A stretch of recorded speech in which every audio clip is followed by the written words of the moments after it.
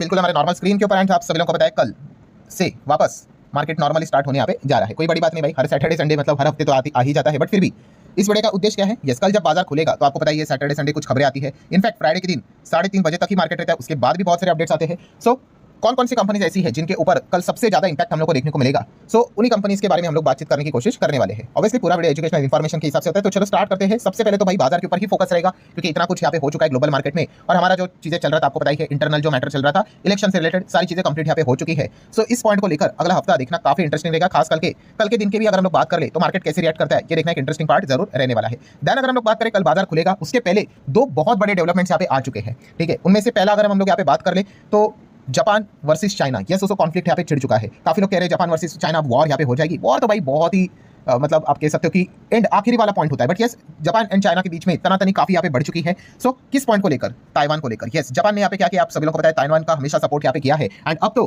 Taiwan को वो protect भी करेंगे, मिलिट्री भी भेजने की यहाँ पे बातें हम लोग को देखने को मिल रही है, नेवी की भी भेजने की बात यहाँ पे हम लोग को देखने को मिल चुकी है। और जैसे देखने को मिल गया आपको पता है, जब भी आप ताइवान को लेकर कोई भी बात कहोगे तो चाइना तो सामने आ ही जाता है। एंड इनफैक्ट चाइना तो इतना एग्रेसिव मोड में बात करने लगा, चाइना ने तो सीधा वॉर किया है उन्हीं के अपने देश के नागरिकों को कि भाई जापान को अगर आप जा रहे हो तो देख लो भाई संभाल कर, ठीक है, कभी भी कुछ भी हो सकता है। मतलब ये चाइना की टैक्टिक होती है। यस ऐसी बात करेंगे जैसे कि बम भी फोड़ने वाले हैं, ठीक है। सो प्रेशर क्रिएट करने की वो कोशिश यहाँ पे कर रहे हैं, एंड इसी चीज को लेकर अब आप देख सकते हो चाइना ने भी क्या कर दिया है, अपने जो नेवी होते हैं, कोस्ट गार्ड होते हैं, उनको भी अलग अलग आइसलैंड पे भेजना स्टार्ट यहाँ पे कर दिया। ऐसी जगह जहाँ पे जापान का वो ऑफिशियल जगह है वहाँ पे चाइना अपने लोगों को भेज रहा है, ऐसा बताने के लिए भाई अब ये हमारा है करके क्लेम करने की कोशिश यहाँ पे करते हैं, ठीक है। तो ये चाइना का हमेशा का ही ये टैक्टिक यहाँ पे रहता है। बोला जाता है ना कि चाइना के अगर बॉर्डर 10 देशों के साथ जुड़ती है तो उनके झगड़े 11 देशों के साथ है करके, मतलब एक फनी लेवल में ये बातें बोली जाती है, हर चीज पे चाइना क्लेम करता ही है। सो फिलहाल इस चीज को लेकर चाइना और जापान के बीच में काफी तनातनी हम लोग को देखने को मिल रही है। अभी तो हम कह सकते हैं इनिशियल स्टेज पे, बहुत ही इनिशियल स्टेज पे नहीं है इस प्रकार की वार्निंग यहाँ पे देना, मिलिट्री नेवी का इन्वॉल्वमेंट करवाना। सो इसीलिए कल के दिन की अगर बात कर ले, सबसे पहले तो सुबह अगर आप उठोगे तो एशियन मार्केट के ऊपर आपका ध्यान होना चाहिए, हैंगसेंग के ऊपर ध्यान होना चाहिए, देन निकाय के ऊपर ध्यान यहाँ पे होना चाहिए कि मतलब इसकी तीव्रता कितनी है, वहां के इन्वेस्टर इस चीज को लेकर कितना सीरियस है, ये एक देखने वाली बात है। फिर इसका इंपैक्ट हम लोग बाकी के मार्केट के ऊपर बाद में यहाँ पे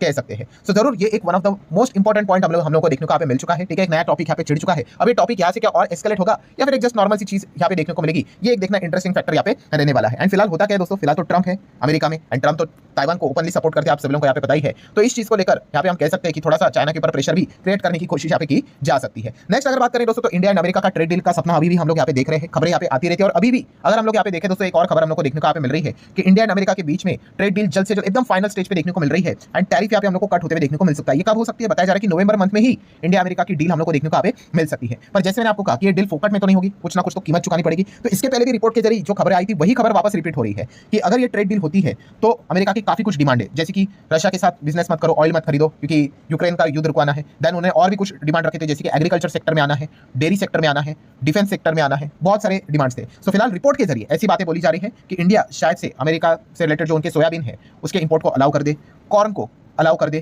कुछ डेयरी प्रोडक्ट्स को अलाउ कर दे, ठीक है। नॉन जीएम क्रॉप की अगर हम लोग बात कर ले, ठीक है, जो बिना मॉडिफिकेशन की आप बोल सकते हैं, जहाँ पे कोई चीजें में बदलाव नहीं किया जाता है, ऐसी चीजों को अलाउ कर दे। ऐसी खबरें हैं रिपोर्ट के जरिए, कितना सच झूठ भाई वो तो बाद में पता चलेगा। इस प्रकार की खबर इसके पहले भी हम लोग यहाँ पे देख चुके हैं, ठीक है। सो ये एक पॉइंट फिलहाल तो हम लोग को देखने को यहाँ पे मिल रहा है। लेट्स सी अब ये चीज कब आउटकम फाइनल निकल कर यहाँ पे आता है।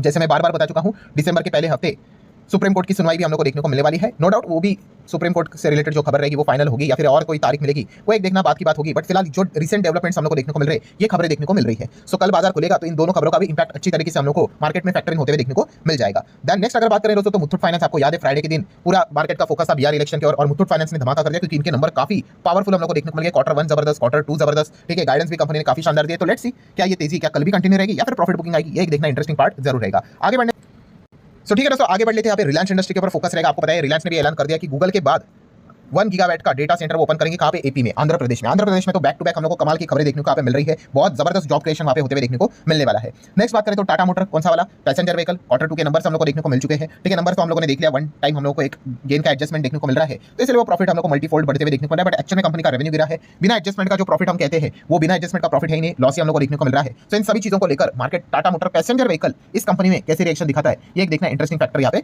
रहने वाला है। नेक्स्ट अगर बात करेंगे आइनॉक्स ग्रीन एनर्जी की बात करें, इनके नंबर हम लोगों ने देख लिया, नंबर काफी बढ़िया यहाँ पे रहे, बट बाजार को नंबर अच्छे लगे कि नहीं वो देखने वाली बात है। काफी अच्छा कंपनी का रेवेन्यू बढ़ा है, प्रॉफिट बढ़ा है, ईपीएस भी बढ़ा है, सब कुछ बढ़िया ही हम लोग को देखने को मिला है। नेक्स्ट अगर बात करें तो अदानी से रिलेटेड दो कंपनियां फोकस में रहेंगी। यस, एनर्जी से रिलेटेड 63,000 करोड़ का आसाम से रिलेटेड प्रोजेक्ट में ये इन्वेस्ट करते हुए देखने को मिल रहा है। कौन सी कंपनी? एक है अदानी पावर एंड दूसरी कौन सी है? अदानी ग्रीन। ठीक है, ये दोनों कंपनियां एनर्जी से रिलेटेड जबरदस्त काम करते हुए देखने को मिल रही है। सो इस चीज के चलते अदानी के ऊपर फोकस यहाँ पे रहने वाला है। देन बीडीएल की बात कर ले, याद है फ्राइडे के दिन धमाका किया था, बीडीएल ने 7% की तेजी दिखाई थी। Q2 का परफॉर्मेंस प्लस कंपनी को नए ऑर्डर भी मिले थे मिसाइल से रिलेटेड, एमओडी की ओर से, मिनिस्ट्री ऑफ डिफेंस की ओर से लगभग 2000 करोड़ का ऑर्डर था। सो बीडीएल जिस चीज के चलते भागा था फ्राइडे के दिन, क्या रैली और कंटिन्यू होगी या फिर प्रॉफिट बुक होगी, ये कल देखने वाली बात जरूर रहेगी। जीआरएससी की बात करें तो यहाँ पे भी हम लोगों ने देखा था एमओयू इन्होंने साइन यहाँ पे किया था, नॉन बाइंडिंग एमओयू था ग्रीनफील्ड शिपयार्ड प्रोजेक्ट के लिए। सो एक देखना इंटरेस्टिंग फैक्टर रहेगा, मतलब इस चीज को लेकर फ्राइडे के दिन जीआरएससी ने भी काफी अच्छा परफॉर्मेंस दिखाया था। सो ये पॉइंट के चलते कल जीआरएससी कैसे रिएक्ट करता है, ये देखना इंटरेस्टिंग पार्ट रहने वाला है। ओला इलेक्ट्रिक की बात करें तो ओला स्कूटर की तो हालत काफी खराब है, डे बाय डे हम लोगों ने देख लिया। इनका मार्केट शेयर एक जमाने में 50% प्लस चलता था, अब ऐसा मतलब लग रहा है ज्यादा वो दिन दूर नहीं है कि इनका मार्केट शेयर 10% के नीचे भी चला जाएगा, सिंगल डिजिट में भी ये आ सकते हैं। जिस प्रकार से लगातार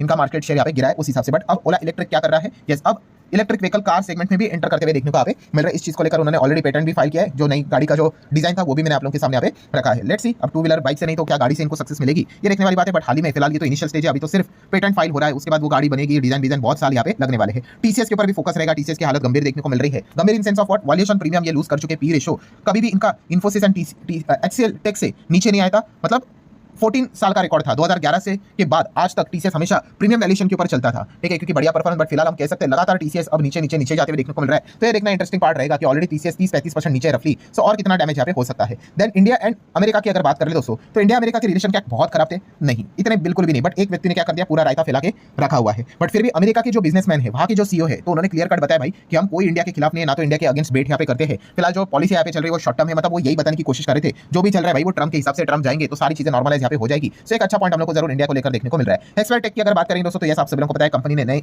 यहाँ पे जो कंट्री हेड है वो अपॉइंट यहाँ पे किए हैं। सो इस चीज के चलते हेक्सवेल टेक के ऊपर आप फोकस यहाँ पे रख सकते हो। हिंदुस्तान जिंक की अगर बात कर लेंगे दोस्तों, तो इनको लाइसेंस यहाँ पे मिल चुका है। जो टंगस्टन ब्लॉक हम लोग को जो आंध्रा में देखने को मिल जाता है, इससे रिलेटेड हम यहाँ पे कह सकते हैं अब ये काम आगे अपना कंटिन्यू यहाँ पे कर सकते हैं। सो हिंदुस्तान जिंक के ऊपर आप फोकस रख सकते हैं। इन्फोसिस का बायबैक खत्म हो चुका है, सो ऑलरेडी फ्राइडे के दिन प्रेशर देखने को मिला था। लेट्स सी इन्फोसिस कैसे रिएक्ट करता है।